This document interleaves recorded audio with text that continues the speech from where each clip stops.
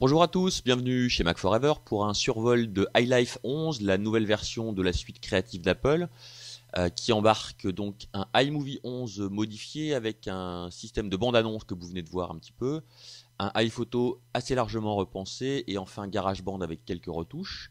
Pour le reste, pas de nouveautés sur iWeb et iDVD. Dernière remarque introductive, toutes les applications restent 32 bits, toujours pas de 64 bits chez Apple. Alors iMovie 11, parmi les grosses nouveautés, propose un éditeur de bande-annonce qui vous permettra facilement de réaliser des bandes-annonces au look assez professionnel, façon blockbuster hollywoodien. Donc vous avez plusieurs thèmes qui vous sont proposés, film à grand spectacle, film d'aventure, film à suspense, comédie romantique, qui s'adaptent assez bien aux usages familiaux. Vous choisissez un thème et iMovie vous propose une nouvelle interface avec un storyboard qui vous présente une succession de plans et qui vous invite à renseigner en fait différents champs. Donc dans votre ligne de vidéo, vous choisissez des plans qui correspondent aux plans demandés dans le storyboard.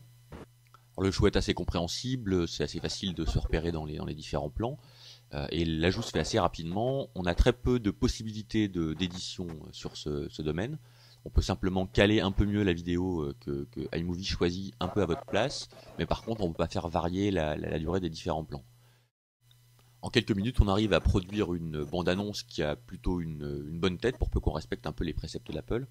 Et c'est assez rigolo, je pense que ça va connaître un grand succès auprès des utilisateurs. Enfin, voilà un petit exemple.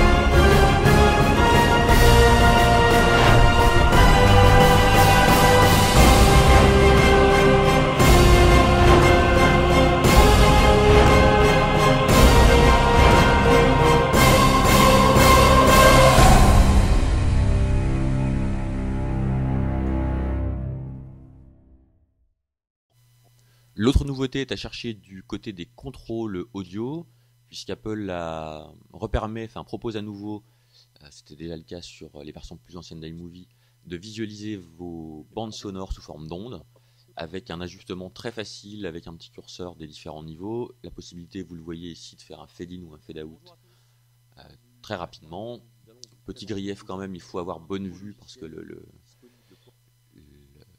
visualisation est quand même pas très grosse. Mais sinon, autrement, c'est très rapide. On peut très rapidement faire varier les niveaux d'une portion du son, enlever un élément sonore qui nous déplaît, etc. Donc c'est plus performant que ça ne l'était sur la version iMovie 09. L'autre nouveauté, c'est l'apparition de filtres audio qui vous permettent de donner des effets sonores. Bonjour à tous, bienvenue chez Mac Forever où nous allons vous présenter aujourd'hui un nouveau logiciel disponible pour iPad et qui s'appelle TouchUp. C'est un logiciel qui est développé par une entreprise dénommée Rockchip, vendu 2,39€ sur l'App Store et qui permet de faire de l'édition et de la correction d'images. Donc c'est pas le premier logiciel du genre sur l'iPad.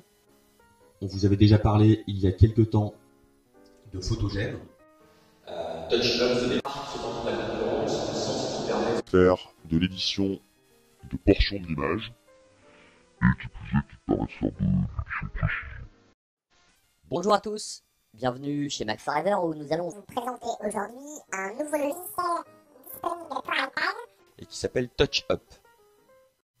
Autre nouveauté destinée à faciliter le travail des utilisateurs, deux fonctions vidéo accessibles depuis le menu plan. La première qui permet de faire un ralenti instantané.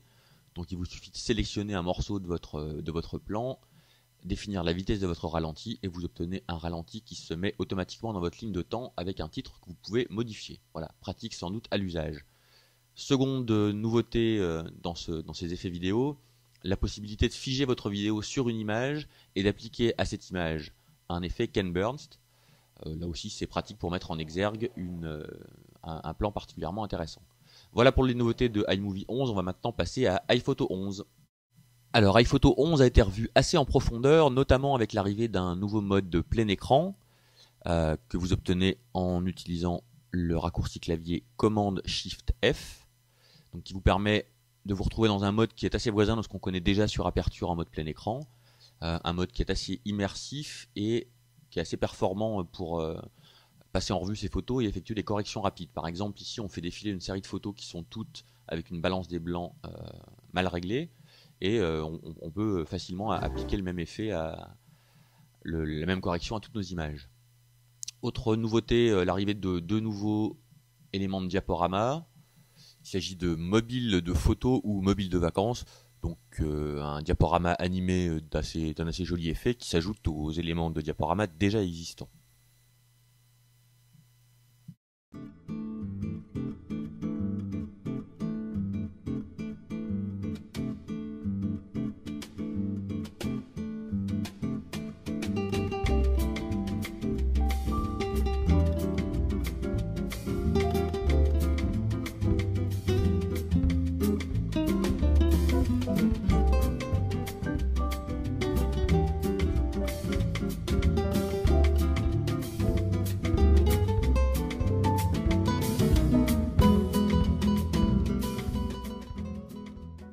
Alors, outre cette nouvelle interface, ces nouvelles fonctions et ces nouveaux diaporamas, iPhoto 11 vous propose un mode de création de livres et de cartes postales assistées qui est parfaitement spectaculaire, inspiré des nouvelles interfaces à la Apple, interface photoréaliste, où le bois, qui bizarrement est un bois qui reflète, est omniprésent. Donc la création de livres est réellement un petit plaisir, c'est très rapide, on passe de template en template très rapidement. On arrive tout aussi rapidement à mettre en place un livre à l'aspect assez professionnel. On redimensionne ses photos à la volée, on change le texte. Enfin, c'est vraiment un petit bonheur de maquette, assez loin de ce qu'on trouve d'ailleurs au niveau de la concurrence. La bonne surprise en plus, c'est que les prix des livres sont relativement modérés, puisque pour environ 35 €, vous obtenez un livre d'une vingtaine de pages. Voilà pour ce passage en revue de iLife 11, qu'on a envie de qualifier de version agréable mais pas majeure. Sinon pour iPhoto qui a quand même pas mal profité. On espère que ça vous a intéressé et on vous dit bien sûr à bientôt sur Mac Forever. Ciao!